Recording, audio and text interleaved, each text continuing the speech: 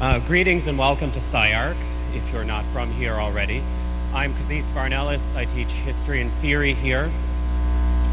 Today I'm honored to introduce my good friends David and Paul Lewis, who are 2/3 of the Lewis.Tsurumaki.Lewis team. This is the twin part of Lewis.Tsurumaki.Lewis, in case it isn't obvious yet. I've known these guys for quite a while. I've known David since 1990 or so, when we were both in the Master of History of Architecture and Urbanism program at Cornell. We had some great times there together. We began our earnest debates on the possibilities for architecture in today's world there.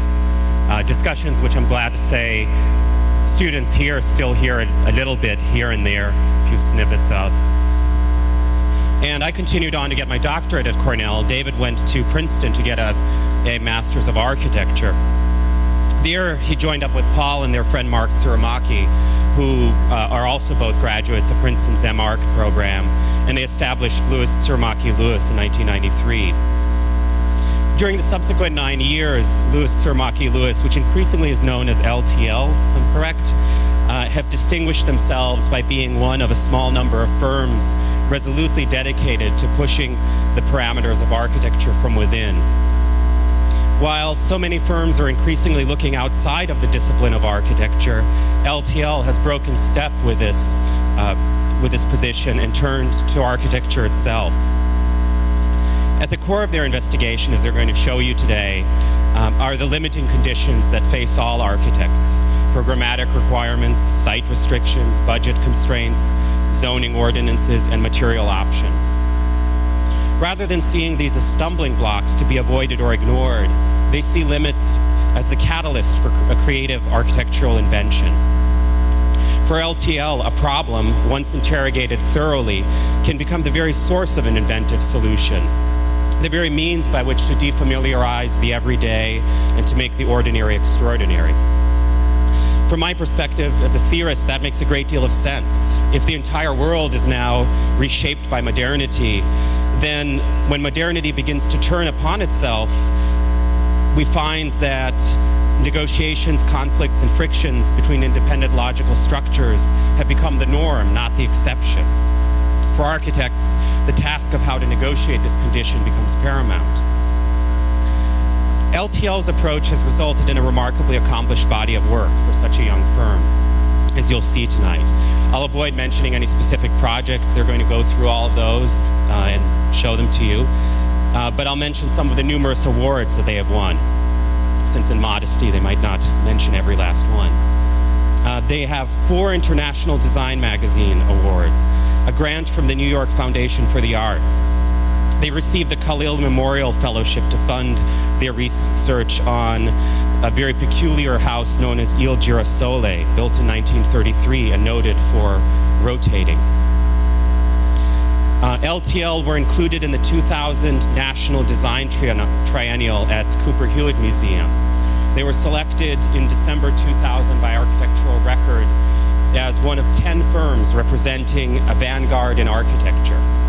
They were picked by the Architecture League of New York as part of the 2002 Emerging Voices lecture series. If that wasn't enough, their work has been represented in the permanent collections of SF MoMA and at the Heinz Architecture Center. LTL's work has also been exhibited in solo exhibitions at Storefront for Art and Architecture, the University of Pennsylvania. It's been included in group exhibitions at SF MoMA, Exit Art First World in New York, the University of Texas at Austin, and the Rachowski House in Dallas. Of course, they're well known for their very, very successful pamphlet architecture project, Situation Normal, which includes 10 projects in New York City. LTL are also curators and designers. They curated and designed the exhibition Architecture and Water, which was begun at the Van Alen, alighted in Los Angeles for a little bit, and now reopened at SF MoMA last week. They're currently exhibiting. I had the great delight to see one of their projects called Tour Bus Hotel in New Hotels for Global Nomads at the Cooper Hewitt. They've also completed recently an exhibition for something ominously called Big Brother, Architecture and Surveillance, for the National Museum of Contemporary Art in Athens, Greece. All three members of the team also are remarkable for having a dedication and sustained commitment to the teaching of architecture. Paul is a member of the faculty at Princeton University's School of Architecture. He's a fellow of the American Academy in Rome. I should also mention he won the 1998-1999 Mercedes T. Bass Rome Prize in Architecture. Mark, meanwhile, teaches at Parsons School of Design along with Columbia and Barnard. And David just recently this fall became the director of the SCI-Arc program at Parsons School of Design. And we expect a lot from Parsons, a lot of competition from Parsons now as a result. These are but a few of LTL's accomplishments to date, and I'm very confident there are going to be many more. I'm not going to bore you anymore with my introduction, but I'm just going to offer you the Lewises, and they promise a good show.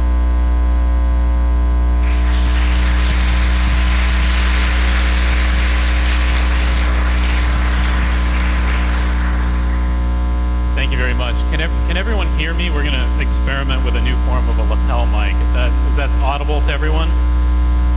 Okay. Okay, great. Let's go ahead and I'll go ahead and start with the slides right off the bat.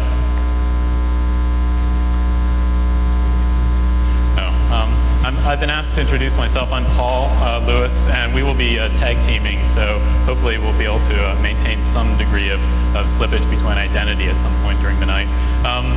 The project, the first project we want to show is from 1996. It's a piece entitled Eavesdropping, and it was at the Exit Art Gallery in New York City. And it was a group show entitled The Shape of Sound that involved visual artists and sound artists. And as visual artists, we were challenged to produce a space that would engage sound in a particular way.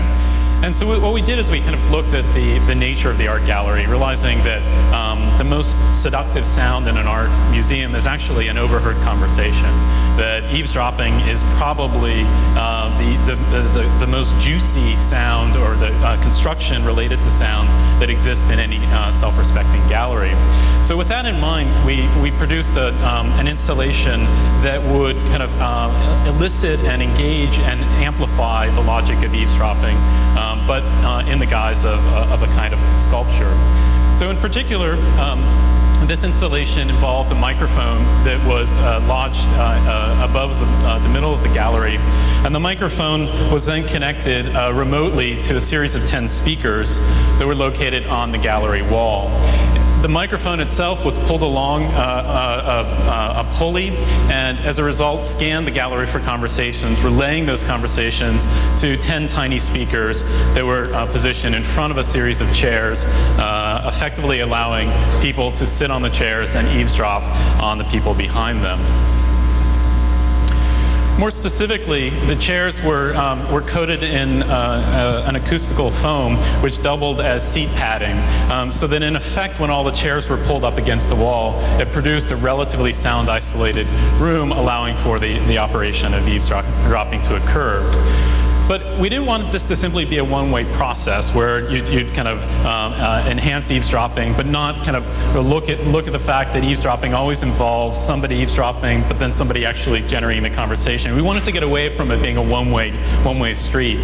So that lodged in the seat, underneath the seat pad of the chairs, was a touch switch, so that when somebody would sit down on the chair, effectively operating as an eavesdropper, they would illuminate a light in the back of the chair, in effect cluing those who were being eavesdropped on to the fact that there was the presence of someone on the other side of the chair. More specifically, when you would line up all of those images that were in each of the chairs, they in effect produced in plan the event of eavesdropping that was going on within the mechanism itself. So it was a way of trying to take the representation of architecture and kind of lodge it internally and kind of loop it within the context of the installation itself. The chairs were assisted with a series of door tracks up above and a series of wheels at the base, which allowed one to effectively kind of section a single chair out from the wall. And what this did is it broke down the kind of mechanism of eavesdropping, but replaced it in a sense with a series of chairs that were 12 feet high, in a sense a series of chairs of rather absurd proportions. So the sculptural kind of quality in effect disguised or kind of masked the mechanism that was at play within the installation.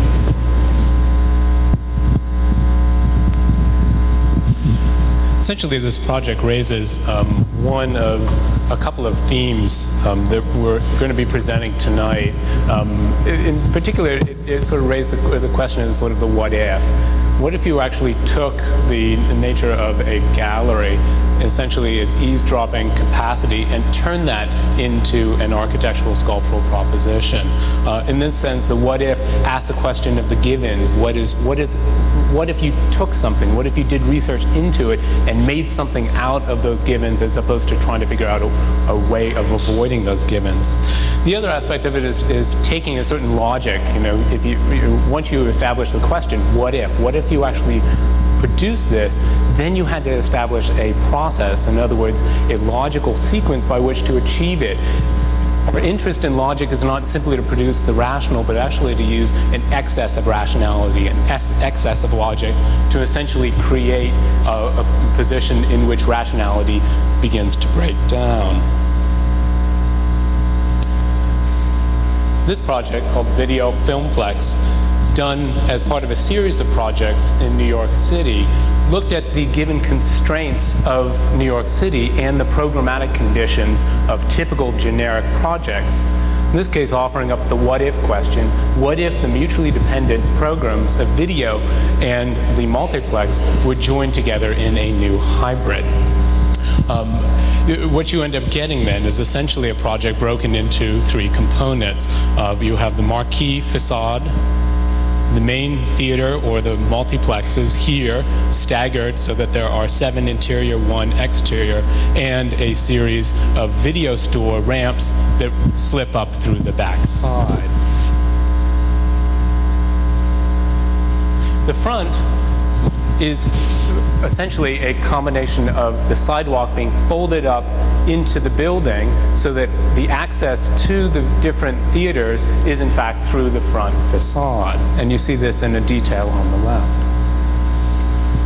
The actual theaters are staggered so that the roof of one, or the floor of the one becomes then the ceiling of the other, but more importantly, it sort of magnifies the sectional play between these multiplexes, taking advantage of the way in which the optics of a theater are played out, and you see that also on the right.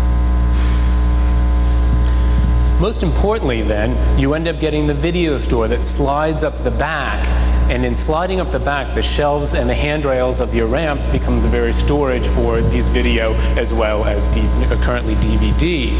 What joins them all together, which is what you find in video stores as well as in movie theaters, is the scent of buttered popcorn. So at the top of this piece, skewering basically right down through the concession stand that not only serves the video store but also serves the multiplex, is a giant pneumatic popcorn maker, therefore permeating the entire space with this sort of luscious odor of fresh buttered popcorn.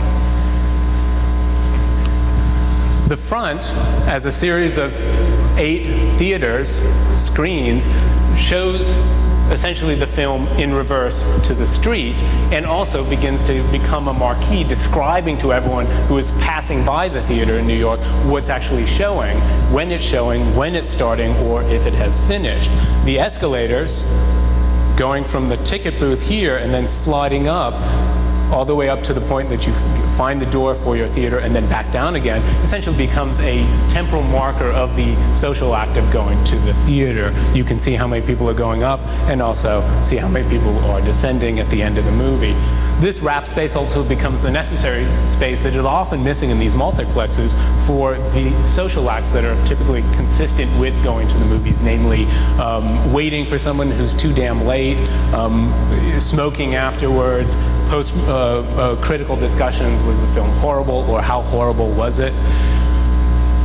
And You have here another person smoking, another person previewing a film that they really wanted to see, and the continuous looping of the concrete that produces this Marquis Facade allows for the easy cleanup down to trash cans at the front of the theaters themselves. One of the things we noticed, though, in doing research, and in fact, a lot of our projects begin by doing sort of extensive research on the given program, was that there's currently a conflict in Hollywood video. And that's a conflict between the size of the big gulp Coke and the length of the epic movie. It's impossible to, in fact, go through most of your typical epic Hobbit-induced movies without at the same time needing to miss the movie for the demands of the body. So what we ended up doing was stitching the bathrooms right in the middle between the two theaters, accessible past the concession stand here, so that if you have to go to the bathroom right in the middle of the critical scene, you end up getting a box seat view of the theater and never have to miss any aspect of the movie for the demands of the body.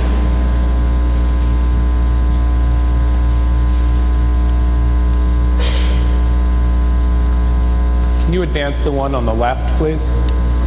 There we go. The video store, in other words, this coupling between video and movie, we introduced in fact, the section. So that this is a sectional stacking.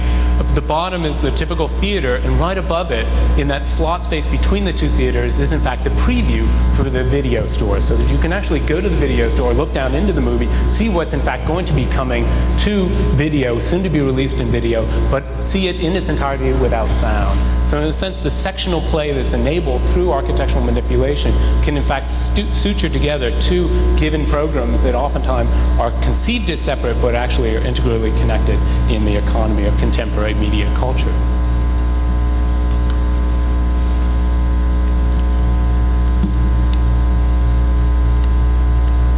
Advance the left again.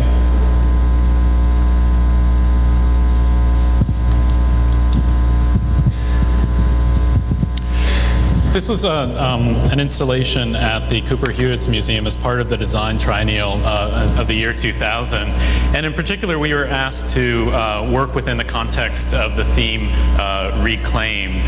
And so our thought on this was that we simultaneously wanted to exhibit architectural projects, but do it within the kind of context that we were presented with. So the thought was to actually work the installation along the lines of a kind of an outdated or an outmoded cabinet of curiosity that would take advantage of various filing systems, recording systems, architectural means to display things that were in some ways being kind of lost, and find a way that we can kind of rework them into a kind of a collective exhibition.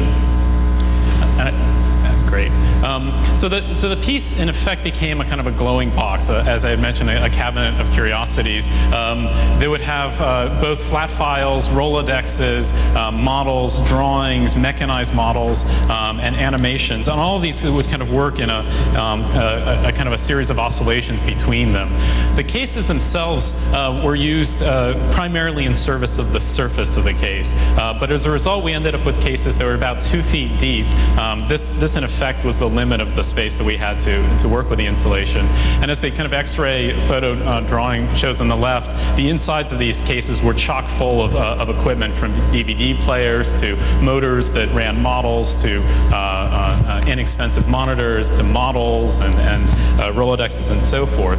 And in particular, we were interested in the way in which, as I mentioned before, all of this would be in service of the surface, that the architectural kind of representational surface at the very front would be used to kind of organize all of these pieces, so that the models would be sectional models, that the animations in the monitors were pushed as close as possible to the surface, and all the drawings then would have a kind of a logic relative to section or to plan, and so in fact the field actually worked consistently, not just as a collection of disparate representations, but they all would work together. But part of our problem is, and these cases are deceptively small, because they're actually they're about 8 feet high, which meant that we had a kind of a fight for real estate within the surface. That this was the prime space to exist in at about the 5'5" eye eye level. So the monitors end up kind of winning out in this battle. And so they actually became the kind of seductive key that got people interested in the projects. And the models were often then positioned above, but they had to be tilted back. So that, is everyone okay? But they were tilted back, and one can kind of see the kind of mechanisms, the protractors that were used to kind of rotate them away from that surface. Still acknowledge that they're sectioned, but allow them to be visible from the back. In addition, we started playing with the ideas that came from kind of scientific or pseudoscientific displays, kind of mechanized models that would reenact an architectural operation. And in particular, this particular project, which added a landscape platform on a mobile window washing hoist to the Seagram's building, taking advantage of the redundant I-beams as wheel tracks. In this particular case, the model actually worked its way up and down within the case, in effect, kind of autoerotically reproducing oops, can we get the advance on the left? I'm having a little bit of problems with this remote. Thank you. So that the model itself would track up and down within the case. But again, the key was that the very joint could still be read as an elevation, still as a two-dimensional surface extruded into 3 dimensions as much as possible. And again, on the left, if we can get that, thank you. The Rolodexes were put in position relative to the animations themselves for the project, so that each frame of the animation was then kind of printed out as a still of the Rolodex. So if you were to flip the Rolodex quick enough, it would in effect produce a flipbook movie. But it also allowed you to kind of freeze frame the animations, and on the back of the cards would then be information about that particular still. We happened to find that by the end of the exhibition, people had slowly acquired these as souvenirs, and the Rolodexes were actually quite empty by the end of the exhibition. But that's actually perfectly in keeping with the project. So. The other thing is that the flat files, which are actually the structural divisions between the projects, were turned vertically kind of to deny their typical function holding drawings. But that then when it's capable of still extracting the flat files from between the case, pulling out cross-sectional information that would work opposite the section and plan information, in effect being able to extract even more information from the depth of the case into the gallery space itself.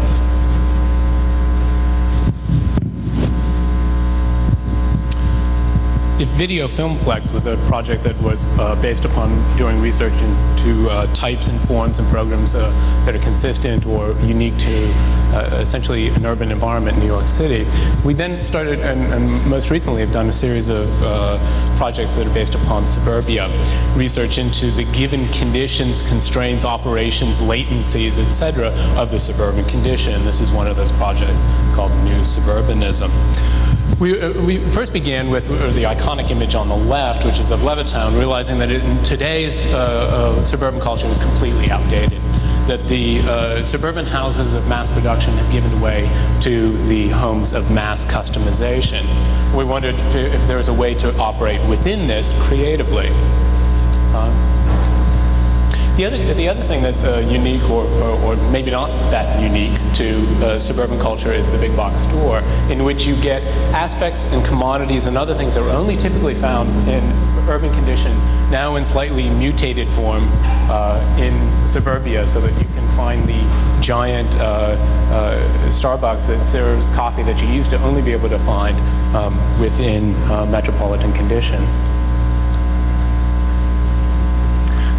What this has produced, however, as everyone tends to refer to it, is aspects of sprawl, or what we call a sort of excess of horizontality.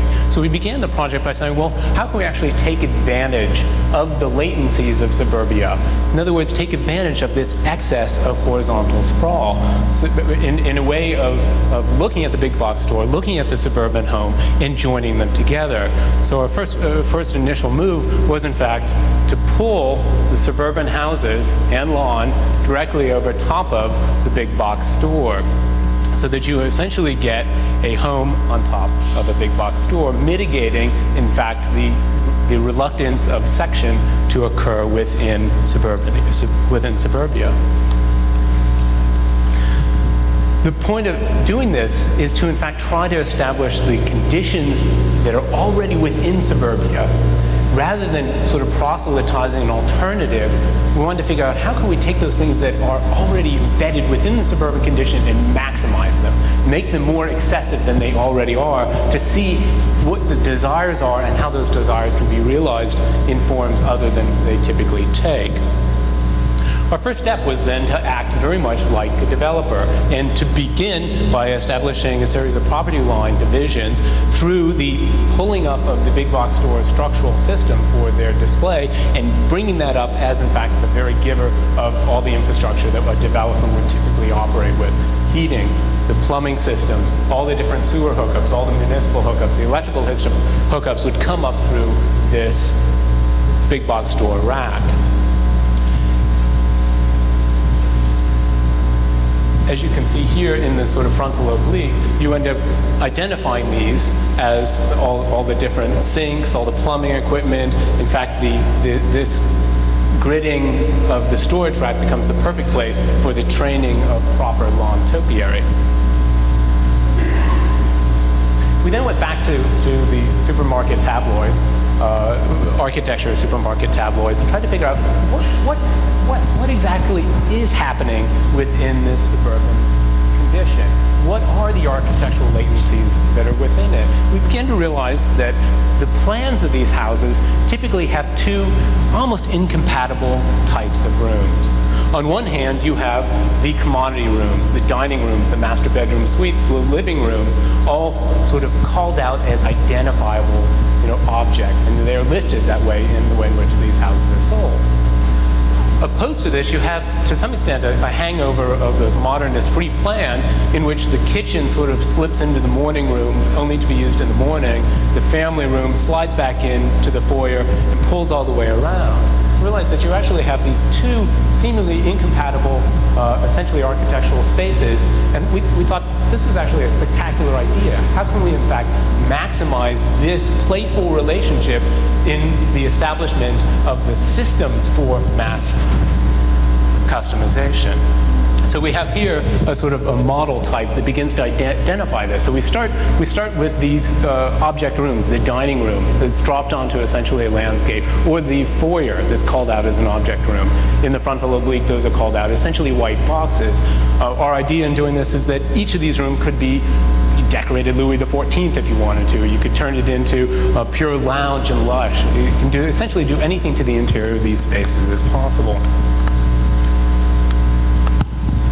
The plans then become a playful exchange between these two types of rooms, so that the formal dining room, in an otherwise open plan configuration, begins to produce at the ins and outs to create the spatial definition for domestic living. You have then one plan here, another plan, three very different plans, all taking advantage of this playful relationship of a series of operative forms.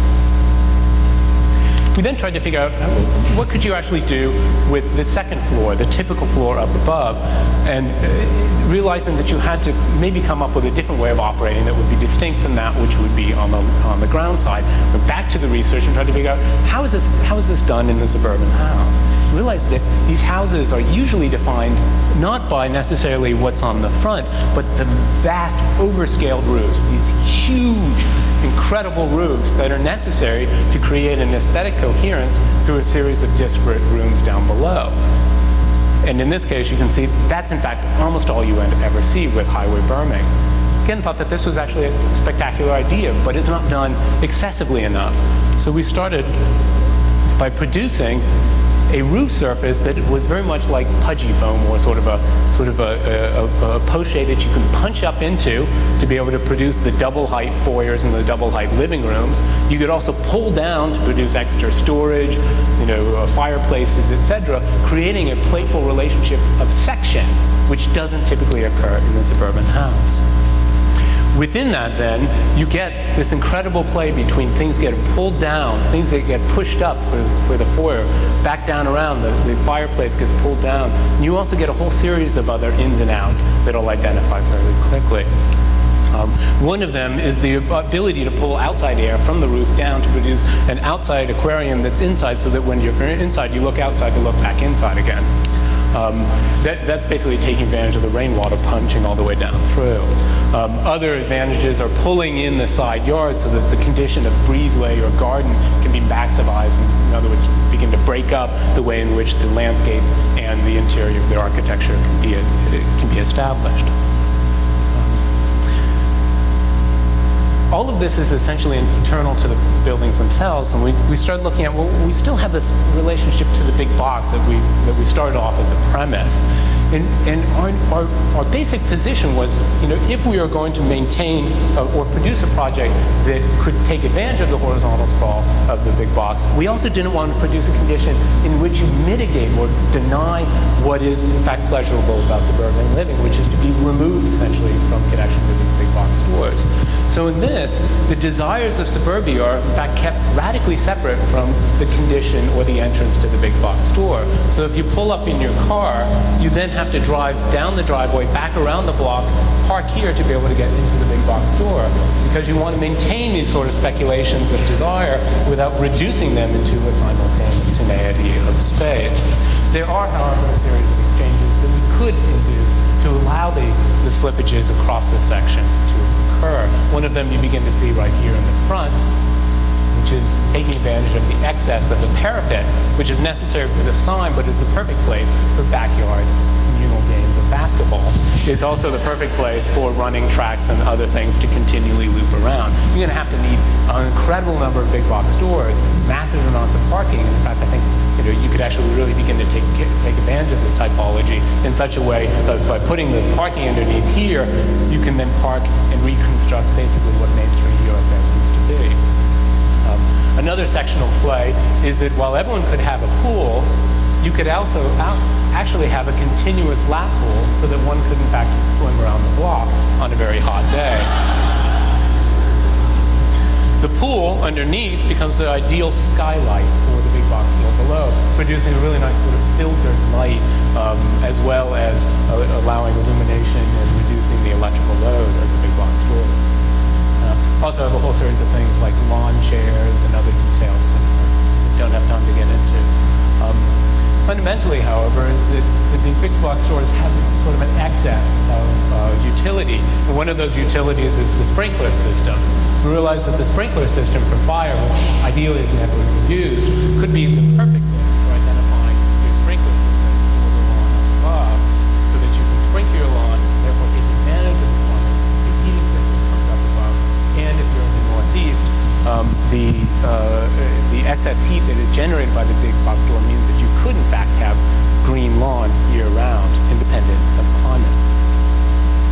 We had a chance about a year after doing this project to begin to sort of realize a more speculative home, and this is done for a website called etech.com, in which they wanted to try to join clients and architects together using the web as the interface. And this was our speculative proposal for it. It had to be sort of for a neutral condition. We took some of the aspects of the new suburban house and began to introduce them here. So you can see some similarity between those two, mostly with the sort of the ground floor being left incredibly open, so that you have your garage, and essentially it's an open free plan with then the only rooms that are in here being essentially drop down stalactites that are pulled down from the second floor up above. So in this case, you can see the opportunities for a speculative home by simply really taking advantage of the way in which the ceiling can both be pushed up as well as to be pulled down. The upper floors are cocooned, very much like the new suburban house, in essentially a solid, more privatized condition. So you have your bedrooms up above, the storage area, the master bedroom suite. And in section, that solidity of the upstairs versus the openness of the downstairs is clearly demonstrated. Unlike the previous project, however, we wanted to somehow really play much more in terms of the codes and conventions of the suburban home by instituting essentially a stair core right up through the middle. And that stair core links all the conventional aspects, all those things that you typically take for granted in a home, but ties them together in a continuous manner. So that you begin with the mailbox, slide to the front door, up through the central staircase, up to the skylight. Your kitchen then slides off of that central core.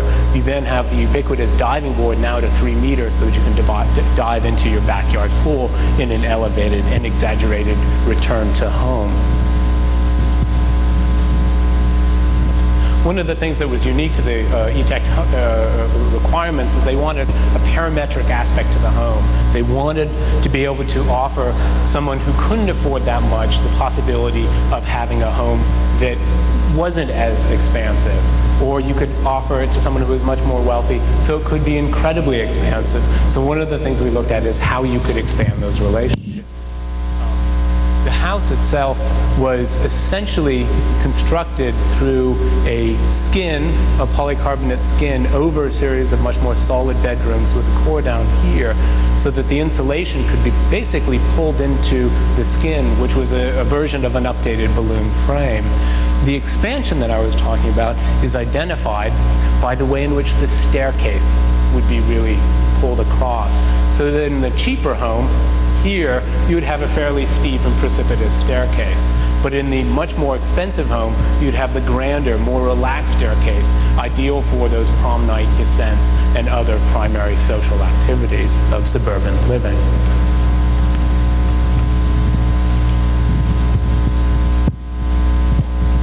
The next two projects we'll show are projects that we worked as design-build. I think as a lot of young architects, you end up in situations where your ambitions exceed the budgets of the clients. And the first project we'll show is a loft down in Tribeca. And the clients had the budget that was about half of that necessary to renovate the entire space. So as a result, we decided to only renovate half the apartment. So what you see here, in effect, is this portion of the apartment was renovated, new items were added to it, and then this half was left untouched. And effectively, one gets the division then almost kind of like brought in as the very thematic component of the project itself. What this produced for us was in some ways it let the architecture be its own theater. So all of the new components were added into this portion, this half of the double height loft. It's actually a triple height loft, and would stop kind of dead on that line. And in effect, this worked very much as a theater within the house, even to the point that we were able to put dimmable fluorescent lights in the existing joists, so that the client who would like to cook as a form of entertainment could basically adjust the lights to match the meal that would be prepared. The staircase, in a sense, had to be located where it was, given the existing holes that existed within the floor going between the different floors. And we were trying to find a way that it could become kind of a central joint. And in particular, we were trying to find a way that the cabinetry could really be seen as an extension from the treads themselves. So that the cabinet adjacent to the stair is really set by the first tread and by the fourth tread, to the point that as one climbs up the stairs, you're actually technically walking on the kitchen counter. So kind of taking a taboo within questions of hygiene and making it thematic within the project itself. We are also trying to find ways with very subtle and kind of minimal means to work with a single stringer stair, and try to find ways that a handrail, for example, could come down and form the backsplash of that cooking counter, and then continue on down into the lower floor of the loft. So in a sense, working with fairly minimal detailing that we could fabricate as much as we could in our shop and metal and wood shop, and to be able to kind of work within the budget in a creative manner. The second project was for the Van Alen Institute in New York, which is on 22nd Street, and an institute devoted to kind of public projects particularly in New York, but public projects in general. And again, we had a very tight budget. And if in the Geltner loft, the approach was to only design or only to build half the space, here we did a lot through simply removal. So a lot of the operations, a lot of the design design was through extraction of what existed. So on the image on the left is a view down the kind of long gallery space as it existed before we got there. So part of what we did was simply to extract a lot of the divisions that existed within the building to return the possibility of having a long gallery wall for exhibiting various competitions. And what was interesting here is that the skylights, a lot of people actually thought that we added to the project, and they were wondering how we managed to get skylights in within the budget. And it was really simply that by removing a lot of the soffits that were hangovers from a previous programmatic use of the space, they're able to, in effect, get the skylights to be visible. What this meant is that most of our operations then had to be quite tactical and quite small, partially because we fabricated most of them, and because the budget, as I had said, was quite tight. And so we were trying to work with kind of a doubling of program, or a doubling of function relative to program. So here one sees the division between the gallery itself and then the offices behind. And that division was built as a continuous stainless steel kind of line that would go from the reception desk down to become the literal threshold and up, and then slicing into the wall. But the portion that sliced into the wall was actually a table that could come out from the thickness of the wall and be used during points of openings for wine and for sign-in books and other things. I should mention that this what appears to be a wall here is in fact a bookshelf from the other side. We tried to maximize as much space as possible so that when you view it from the other side, I should actually back up here. There's another feature which is simply trying to lock in a magazine rack that would then slip across and become this location for handing out literature adjacent to the door. But getting back to the question of the other side of that cabinet, right there is actually the space where that table would slip into the bookshelf. So in effect, this whole bookshelf is kind of cantilevered between two different sides, as its structure from the other side has been sliced into by the table. And here we were working with ways to get the light that was only available on the front of the building, finding ways with 4-foot by 10-foot kind of lumicite panels to allow light to come into the rest of the office behind. In the backspace, there was a need to have two different programs that wanted to kind of occupy the same location. One is the desire to continue the exhibition into the back of the gallery, but to also be able to use it as a lecture hall. So sand and homosote was added to the wall for acoustic properties. And then, in addition, we built a 13-foot long wall that could slide across and, in effect, close off the gallery and produce this as an independent lecture room. I should mention that this wall is extraordinarily heavy. We were very surprised that we could actually get it up, and it's still standing. So it still slides actually, so which is very good. Can we get the next two trays? So.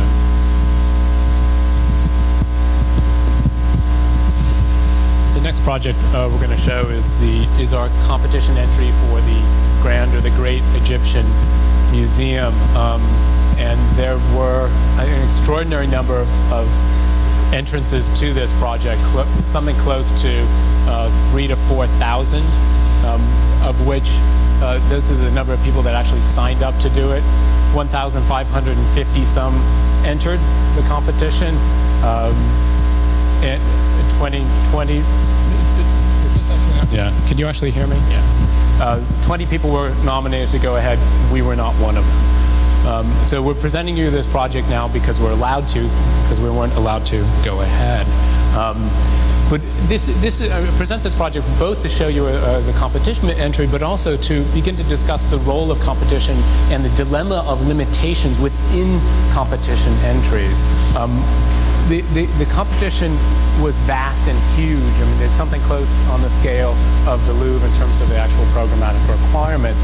But what they had limited in terms of your presentation was 5 sheets of 8.5 by 11 and 5 sheets of 11 by 17. And you somehow had to convince the jury in that limited time period, in which you probably had maybe 10 seconds of viewing time, that your project was of value. I think we failed in this. So we're going to try to present it here and convince you otherwise. The site for the project was extraordinary in its relationship to, and I should say is still extraordinary in relationship to the pyramids. It's identified here in the yellow. we began the project very much like a lot of them, beginning to do research in terms of not only what the program is, what was given, and the nature of the museum, the nature of the artifacts, but more importantly in terms of what is it that you bring to the project in terms of the relationship to the existing culture, its social condition, and its architectural legacy. And here are a series of images that begin to describe some of those relationships.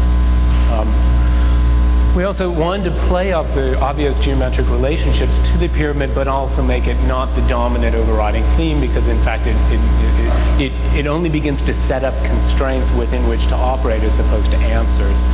In this sense, the line directly taken diagonally through the Great Pyramid is in fact the center line. The plan of the golden section taken from this, which is part of the larger orchestration of the geometry, becomes the identification of essentially the footprint, the setting out the limitations or the boundaries by which to operate within the site.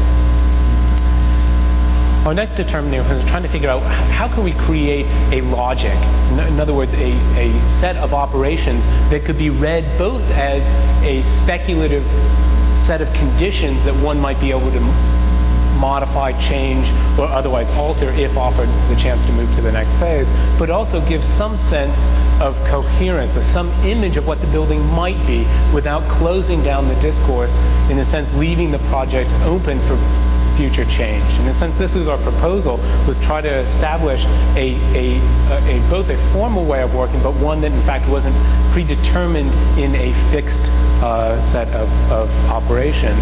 So that our essential gesture, besides the sort of location, was to begin to play up the relationship between the sun and the earth through a series of excessive sort of earth landscape pylons and a series of drop downs coming from a solar canopy,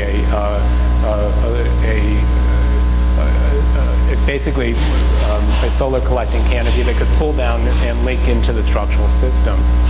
The other thing that we established was right down the middle was a version of, they wanted something called the Nile Park. It was left incredibly open as to what that was. And so we determined that one of the things to do is to probably bring in water as part of the cooling system and utilize that straight down the middle as a way of stratifying and giving some sense of coherence to a project that in plan is the equivalent of 4 football fields put together. The site relationships are then extended out so that the earth pylons aren't simply located right in the project underneath the solar canopy, but actually extend out into the landscape to take over some of the requirements that they had set forth. They really wanted to see this thing as integrated into a landscape condition, one which was not really specifically called out. So it's between these two, essentially between the solar canopy and the earth pylon below, that there is an incredible sectional play as well as a stratification of plan to establish the way in which one might begin to operate and see how the museum would come to be. In a little bit more of the detail, the pylons would not only provide the place for the banners, but also begin to define the role of the entry with the large bus drop-off. The entrance for a car would slide back around behind and slip back into the project. The solar canopy would be consistent and essentially establishing a datum in a landscape in which actual datums were nearly impossible to find. So in a sense, this would become a continual horizontal strike, capturing and protecting the earthwork, or the artwork below from the sun. We actually have a climbing wall embedded in this pylon showing the way in which it might operate as part of the tourist landscape. The section then is, as I had said, really played up between these, where the solar canopy can pull down into the structural elements. The earth then can not only push up to produce interior spaces, but equally push up above that solar canopy to give yourself that sense of vastness, that horizontal expanse, to identify both the grandeur of the museum, but also the horizontal expanse of the site itself, is indicated there. Without going into excessive detail, the program was huge, and incredibly complex. So we tried to identify within the shorter pages, given the limited amount of page space, how this might operate as a series of striations, a series of points of service, a network of programming areas, and also a series of exterior voids within the interior of the space. The actual exhibit space was then locked into this series of pylons, in which the pylons would in fact become a marking of time to help the curators establish essentially a matrix by which one could find your way through the museum. And these are different itinerary routes that we tested to make sure that it would work for the tourist that just wanted the highlights, to the scholar that wanted to actually see only blue hippos, for instance.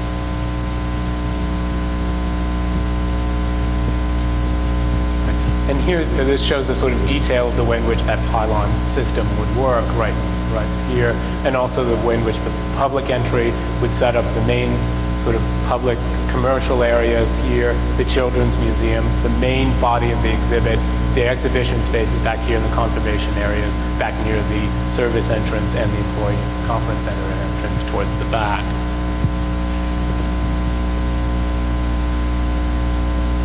The pylons obviously play clear allegiance to the historical relationship of the ancient pylons, in which they were already acting as essentially mediated surfaces. So our thought here was to actually transform the pylons, which could take any form of mediation, whether it's simply text descriptions, video satellite conferences, so that one of the hopes and claims of the museum was to be able to connect to, say, the British Museum and produce images that would then be part of the larger curatorial structure within the architecture itself. And we felt that this was an appropriate updating without hopefully slipping into pastiche.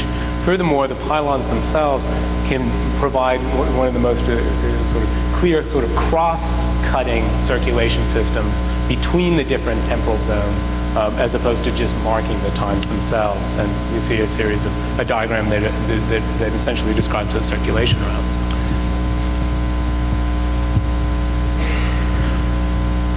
Essentially, in short, what we were really looking to try to avoid was the type of gallery that you see here, the sort of generic gallery in which the objects themselves have a really uncomfortable relationship to this space. You're either in the center or they're against the wall.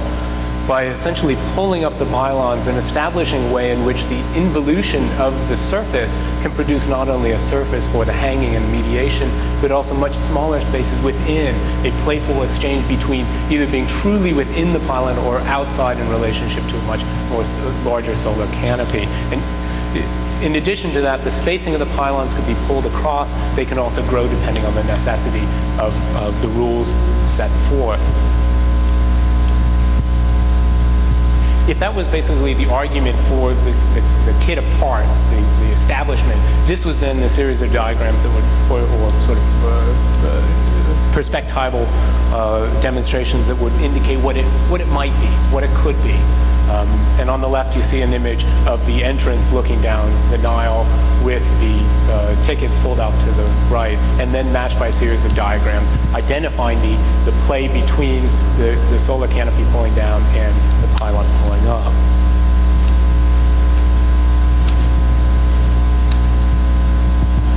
In a closer detail, the sort of structural pylon that would bring natural light down into the space, but do it in a way that would be indirect to the artwork itself. Or in a cross-section of the exhibit space, you could see how one piece could either be displayed here in a much larger space or in a much more intimate space, or the wrapping of that glass line would produce the very vitrine that would be necessary to protect an object, creating, we would hope, and ideally, a sort of much more complex set of curatorial options for the display of the work, including the idea of, in fact, pulling down underground, which is where a lot of the artifacts have been found. So you see here the detail of that sort of playful relationship between the roof up above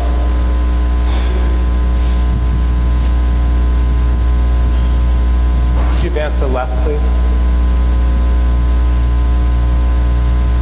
Or in this case, the idea of actually being able to move down into the earth itself to essentially recreate these incredibly dark spaces that would be below. Also, right in the middle of the piece is they wanted to call out the collection of the King Tut, and this was identified through the largest pylon that it would extend up through the glass solar canopy up above. And more importantly, pull down underneath so that you could recreate Carter steps down to the finding of the tomb of King Tut, which was called 4 in the program. Up at the top of this pylon would then be the culmination of the typical tourist route, which would be a observation platform for being able to see on axis the view of the pyramids up above beyond the solar canopy. Could you advance to the left, please? And there you see a detail of the exercise tourist component.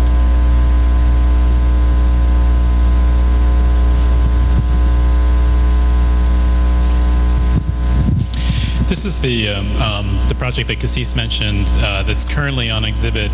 It opened about 2, maybe 3 weeks ago at the Cooper Hewitt Museum in New York.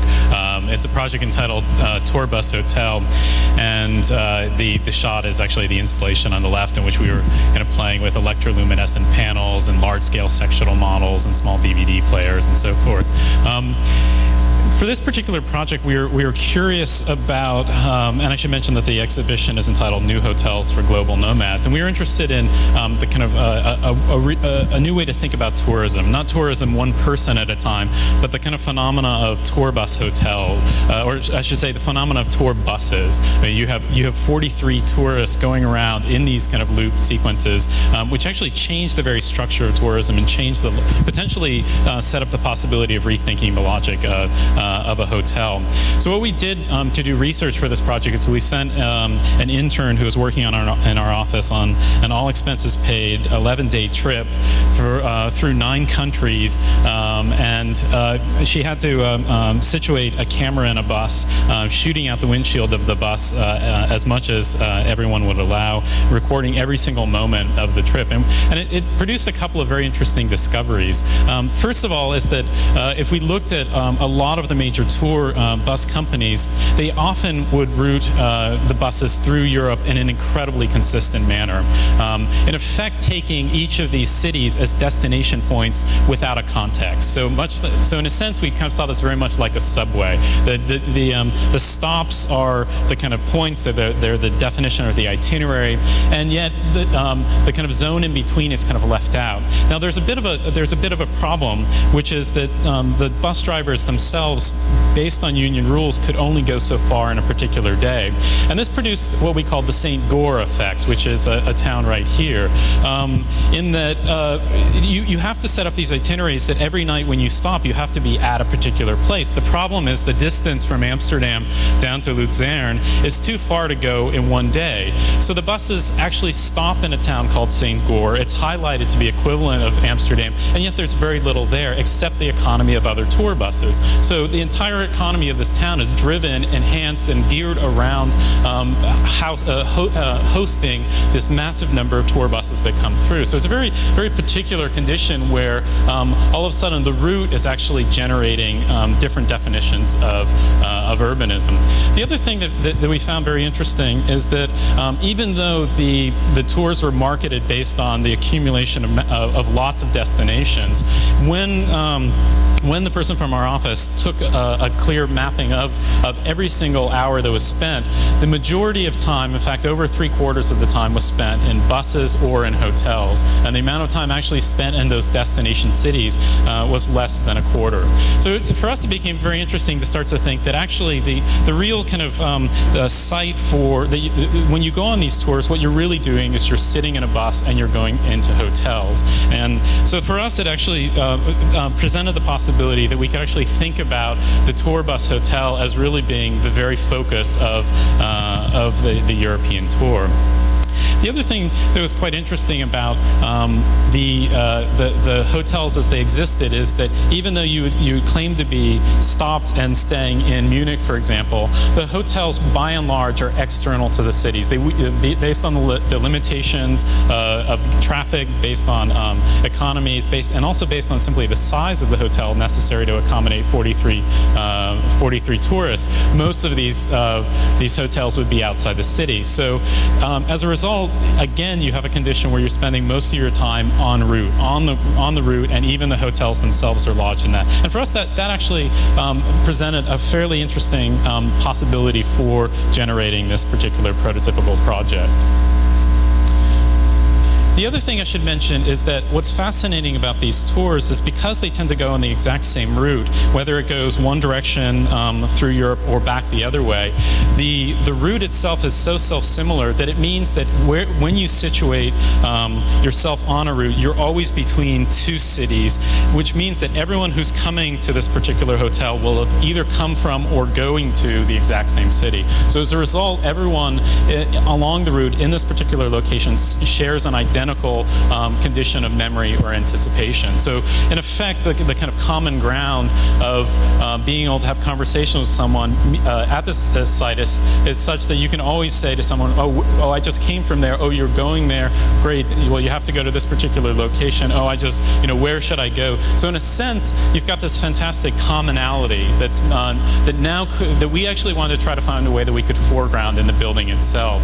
So just to kind of describe the site for the testing of the prototype for us was between Munich and Venice, so that the tour bus, this particular version was lodged between those two. And what this meant is that half of the buses would then would be coming from Munich, would park here and be en route to Venice, and then the other half of the buses would comb into it, and then effectively be going in the opposite direction. And they would stop with their windshields, effectively producing a collective corridor on the lower level down there. Let me actually move to the overall kind of image of the project. And in this exploded axonometric, there are three primary levels or three primary units to the hotel. There's the bus parking on the lower level. There's the collective kind of socializing mezzanine above that, and then floating above that are the 6 bars of hotels that are kind of joined together to produce the main assembly of rooms up above. And here the kind of sectional model from the installation indicating the bus parking below, the collective mezzanine here, and then immediately above the sandwich of the 6 hotels above that. Check-in is by bus load. You don't have to check in individually. The buses come in. The bus driver checks you in, parks, and everyone can get out of the bus and get into elevators that are the size of a hotel room. And in effect, rather than having to cycle in 6 people at a time in an elevator, everyone can get into the hotel. Everyone can get into the elevator, and that brings you directly up to your room. The rooms are actually situated, or the hallways are situated in such a way that they replicate the logic of the layout in the bus itself. So they're flared, center corridor. The bus driver would actually be lodged at the front. So in a sense, you kind of get the kind of self-similarity of the structure of the bus and the hotel are kind of now working into each other. And here one sees the elevator coming up into the hallway. The sandwich of the hotels up above allows for different economic classes of tours to exist, so that even though all the rooms within a particular hall would all be identical, each hall is unique, and that depends on the nature of the room itself. So one can get 2-star hotel, a 1-star hotel, a youth hostel, so in a sense accommodating a variety of different types of tours and their necessary quality of rooms. Looking specifically at the room, we did some research and realized that that about half the time that people spend in hotel room was spent either in bed or in the bathroom. So it made complete sense for us to then design all the rooms to be half beds and half bathrooms, and so that you would have a kind of a stretched out surface for lounging, sleeping, and otherwise. And then the bathtub would effectively be a large tiled surface. So depending on the degree to which you flood it, you could have just a small place to wash your feet, no water at all, or in fact a fairly decent wading pool or jacuzzi. And the division between these two would then be the flat screen television available on either side of the room. What this allowed us to do is take this kind of approach and apply it to the different economies. So if you had a youth kind of hostel where 4 people would exist within one room, you'd have a quad unit, again based on the kind of division between bed and bath, the bunk bed double, 2 other kind of economic versions of the double, and a large single, which isn't shown there. The units, the kind of hallways themselves are structured so that the bathrooms of back-to-back hallways, in effect, are pulled together to form a continuous wet wall and structural wall that would, in effect, carry the load of the building. What this meant is that the corridors between these two kind of structural cores would then be kind of exterior walkways. And here you see an image of the elevator coming up, dispensing people onto the corridors, and then they feed directly into their rooms. The flaring also, again, coming back to this issue that someone's always kind of in process of going somewhere, references where you're going to. So the buses that drive in coming from Venice to going to Munich are flared in the orientation of Munich. So here, this hallway and this hallway flaring towards Munich. Whereas on the opposite side, the buses that would come up and go towards Venice occupy the other spaces. So again, this kind of the kind of trying to take advantage as much as possible of the kind of directionality of the tour as playing into the very logic of the plan itself. Should we back up for a second? Skewering between these, and I should mention the circulation is basically you come in by bus, you get into the elevator brings you up, you dispense your stuff, your luggage into your room, and then you come out and there are a series of very slow ramps that allow you in a sense to have a leisurely walk through the entire building, which allows you to also kind of get in a cross-section of the other tours that are there, the other groups that are there. And this ramp extends all the way through the building, even to the point that as it comes down onto the kind of mezzanine level, the slope of the ramp actually informs the slope of these two surfaces.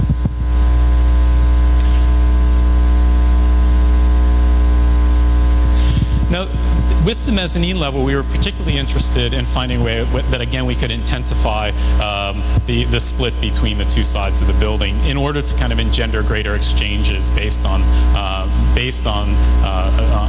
the kind of intersecting groups of tourists, so that all the programs are the social programs are in a sense kind of galvanized or coordinated along this kind of division line, so that one would have a cafe down here, a swimming pool, and a gift shop, but the cafe itself would be split between, say, a wine bar and a beer garden, between, say, a Venetian-esque kind of flooding, kind of leisurely canal versus a more regimented 1972-esque Munich swimming hall, and even the possibility that, and I think this shows a little better in some of the detailed photographs, that one can kind of see here the gondola working its way across the kind of flooding lagoon, and then here the regimented swimming. But also the ability to take on cinemas. The German cinema would show Wenders films, the Fellini films, and the Italian cinema. So trying to find a way that this kind of split is exacerbated, but for the purposes of engendering greater social exchange. And in part, this goes back to our hope of taking on the existing conditions, the kind of ways in which things are already engendered by this strange anticipation memory, and could that actually be the catalyst for the very architectural and structural logic of the project itself.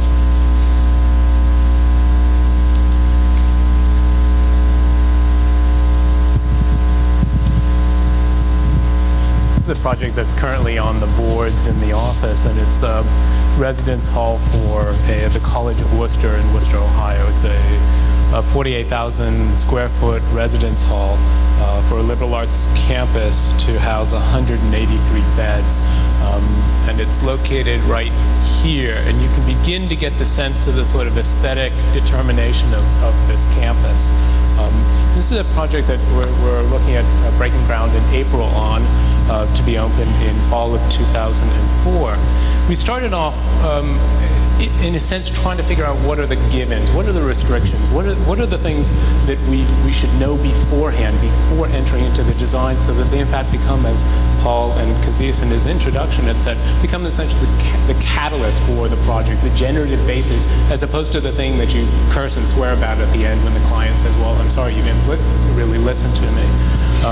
So we started off by first doing a feasibility study, assuming that this, like most dormitories around the small liberal arts campuses, would be suite days.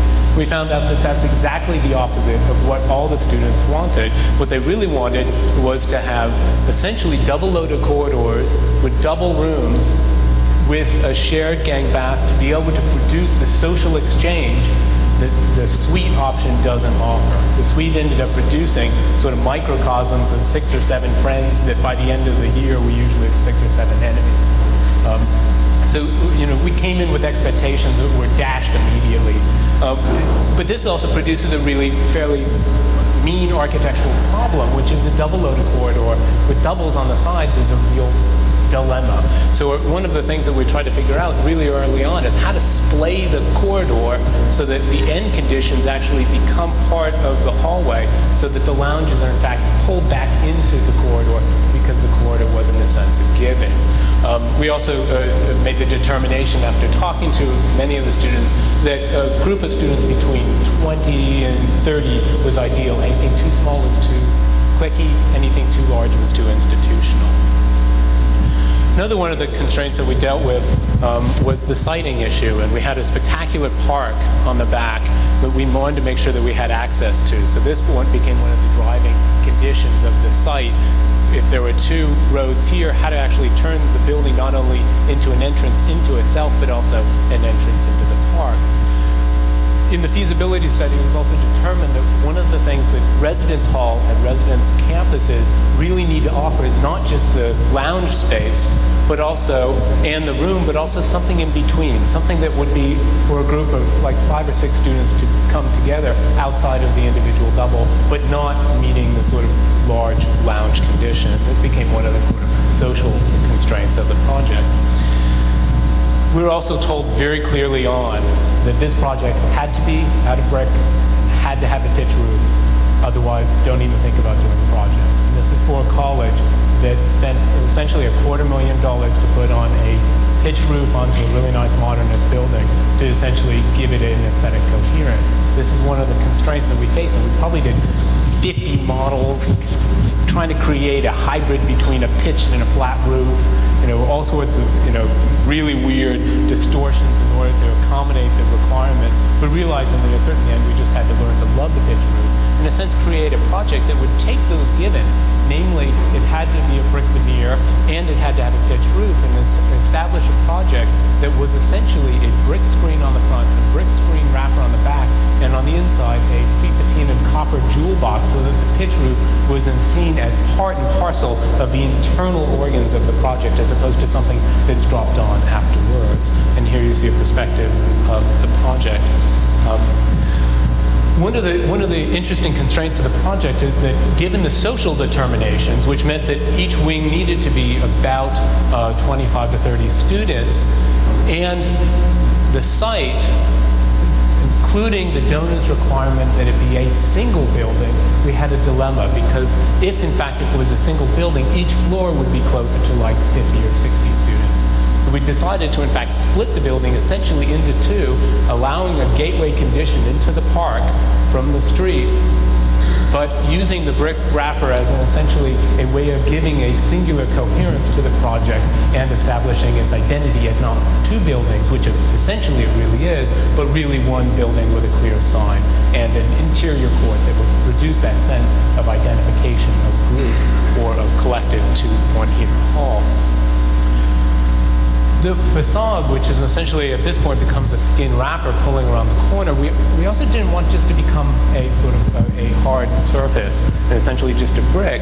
We realized that by using something like a profilate, a channel glass, rotated at 45 degrees, we could create something that as you moved around the building, it would be very much like a blind, be more opaque, more translucent, and more opaque as you moved around the corners, giving privacy to the rooms and the up above, while at the same time allowing at night the building to become a beacon at the end of the campus, drawing students who live there up into essentially a safe location.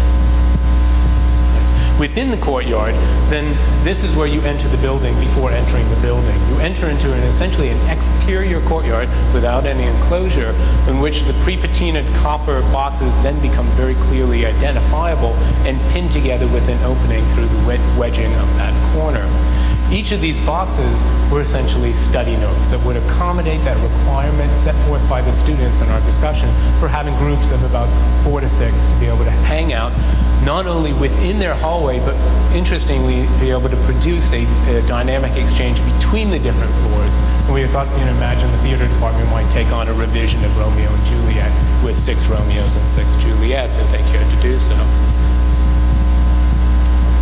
Going into the building, looking at the lounges, that same exchange was made by essentially turning the inside wing of the lounge into a curtain wall so that you could see between the two buildings, establishing a visual relationship between the lounge, breaking up that sense of isolation that you live on the second floor or the first floor.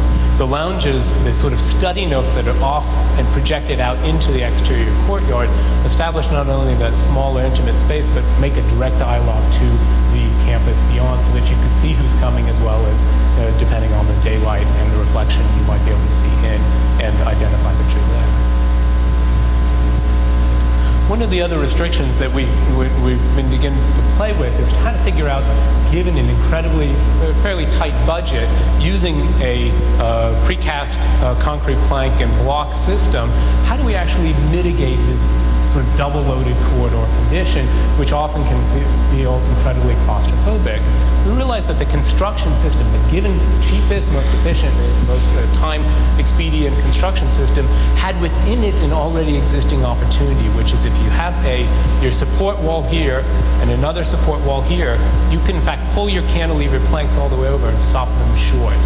By stopping them short, you can insert a glass paver or a glass block that allows the light system for the hallway to be embedded up into it, so that when someone's walking down the hallway, you get a sense of someone up above, you get a sense down below, so that you're not locked into a corridor.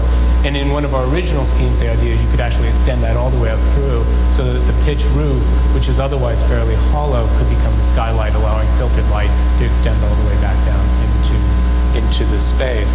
This unfortunately has been cut out for cost reasons, and they've decided to put the mechanical system up there, which has changed it as well.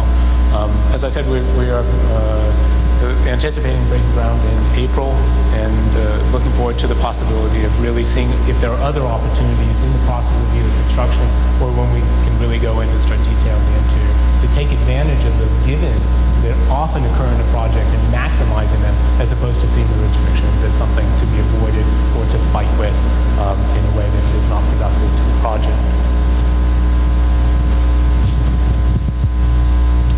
This is the last project we'll show this evening, and this is a restaurant in just north of Soho on Houston Street in New York that just opened at the beginning of October. And following up on what David just said, this project was very much driven by some very peculiar constraints that had we not been so eager to get the project, we might have actually encouraged the client to look at another space. But of course, when a client says, "Oh, what do you think of this space?" you're not going to say, "Oh, it's terrible, don't hire us, go to another place." You're going to say, "Oh, it's wonderful, we'll find a way to make it work." So the difficulty about this particular place is that it's a property that's essentially accumulated by a landlord from 3 separate properties. And in addition, it's kind of acquired this kind of rat's maze of different rooms. It's in a sense, it's a single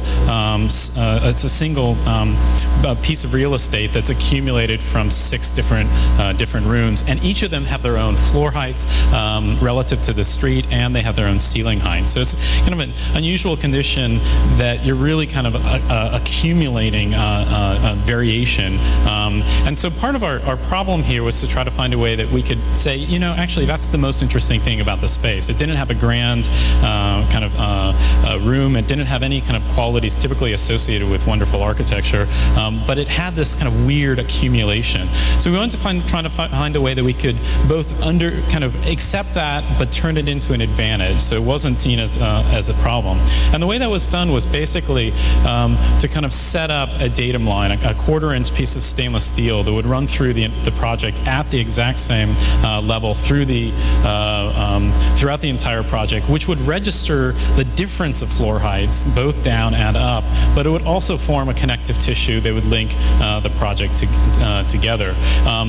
We also had the problem that at the street level, the floor of the kind of only area accessible from the street, I should say the ceiling height in there is only 7 feet high, and it's about 2 feet down from the street. So you have this problem, and it's a problem of real estate along the whole street that basically everyone feels like they're in the basement.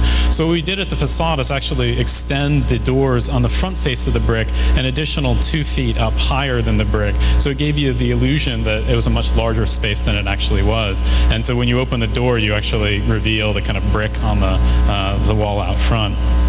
Part of the purpose of this stainless steel line was to also then find a way that we could connect as many things to it as possible. Then once we set this up as an operation, we then had to kind of follow through. So in particular, that line along the front became the division between a sanded, kind of a frosted glass below and a clear window above. We also had one other major kind of code restriction, which is that once the landlord had acquired all of these spaces together, the property became under the classification of public assembly, which meant that you had to have 2 legal means of egress to the street.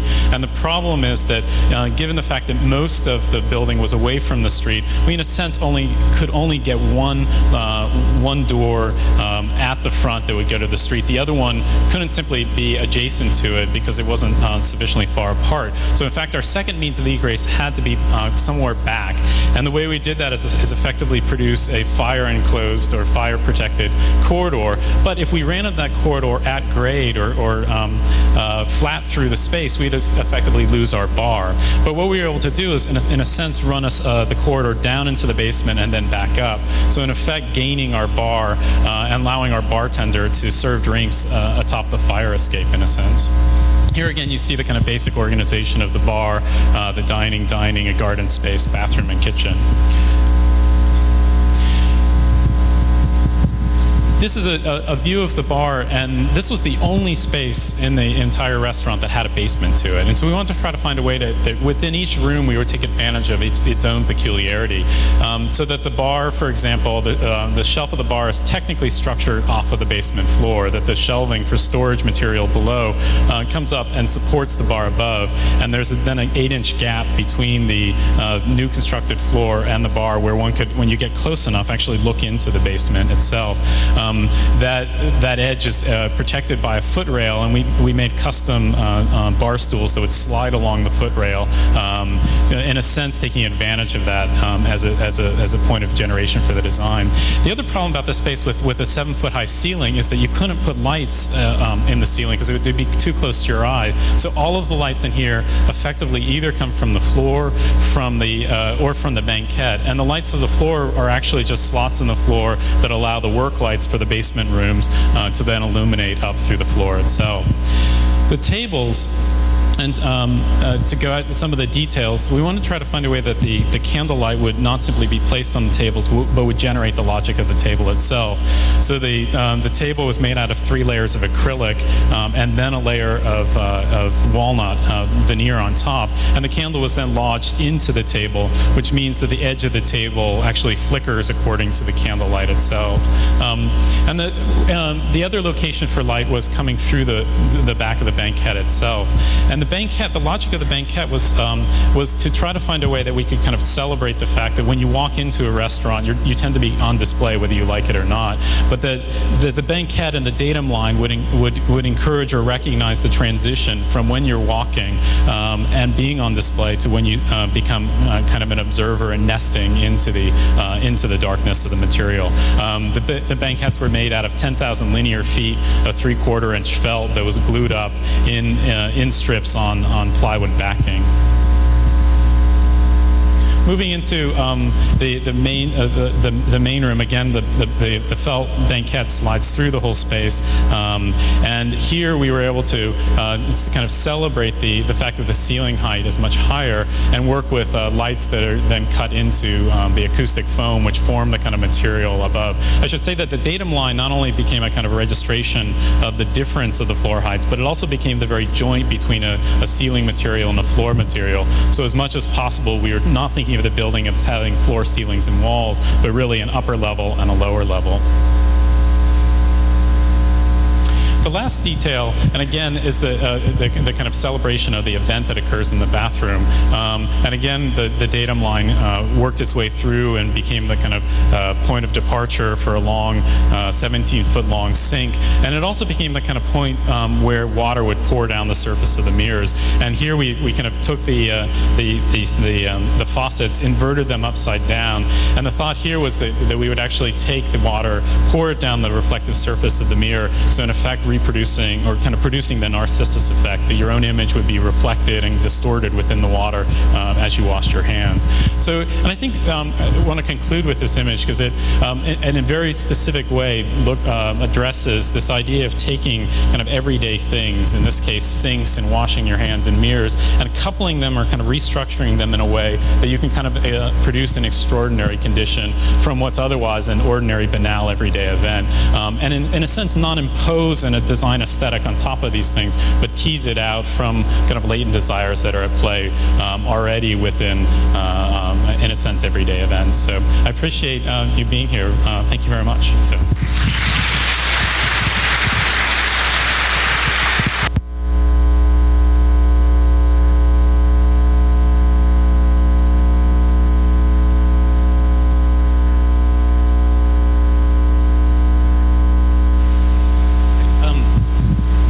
To work. I guess we'll be more than willing to field questions if that's appropriate. So.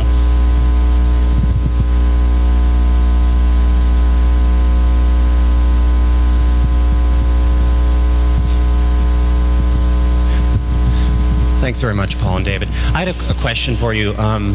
As I looked at all of the incredible renderings that you produced, I was thinking to myself, the one thing that the one really radical difference between these and so much of what we see today is that there's clearly an awareness of representation, and there's a clear desire to tell a story with it and to work with it and not to take it as transparent. I mean, today with under supermodernism and under the influence of the computer, we're so tempted to believe that representation is a purely transparent medium.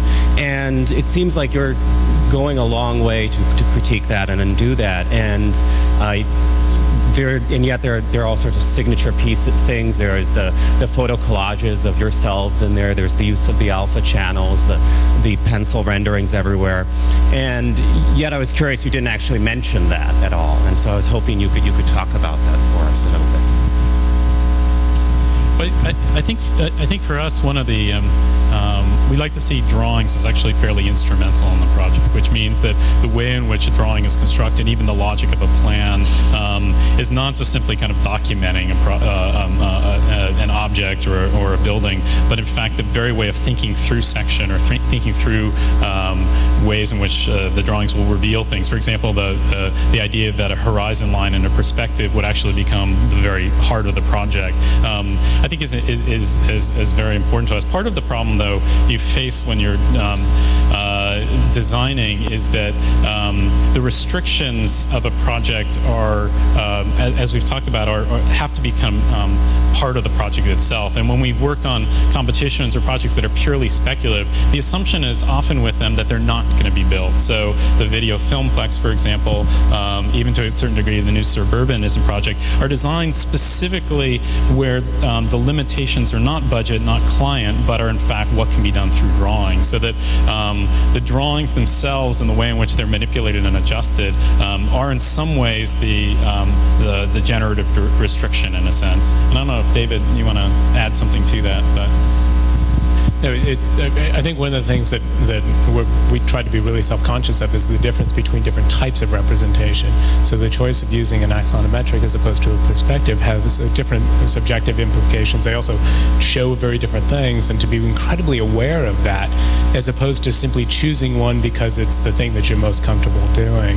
And I think that requires one to both know the history of the representation, why it came about, but more importantly, what does it not only actually not just allow you to show, but also what does it not allow you to show. In other words, what's being hidden, what's not being revealed in the act of choosing that type of representation. And I think we often get a question of how, what rendering program do we use? And in fact, each of the projects increasingly try to work between different modes of representation so that one is not dependent upon the limitations of the given program, but instead you're beginning to operate and essentially play across expectations between more traditional forms of representation, whether it being hand drawing, sketching, etc., versus the more recent technologies of Photoshop, Formsy, etc.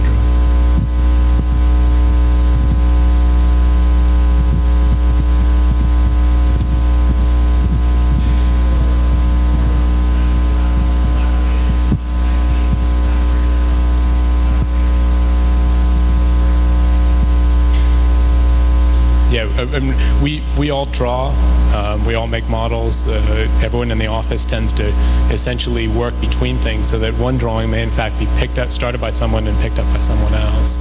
That's not as typical as someone carrying through, but it's part of the way in which we work collaboratively. We tend not to differentiate projects like that's your project, this is someone else's project, but you really work through laying things out on the table and essentially, for lack of a better term, bullshitting. In other words, laying it out, sketching, saying, what about this, what about that? Someone will selectively misread someone else's sketch and in fact generate the project out of a complete misreading of what someone else thought that they were drawing. But it's that willful ability to speculate and project into the drawing in that act of creativity that is, I think, the reason why we sort of work together, as opposed to feeling like we work together because somehow it enables Paul to do his work, I do my work, and Mark does his work. So I think that's really sort of critical to the act of a collaboration, as opposed to feeling like you can divide up roles in a way that somehow maximizes efficiency. Did that answer your question?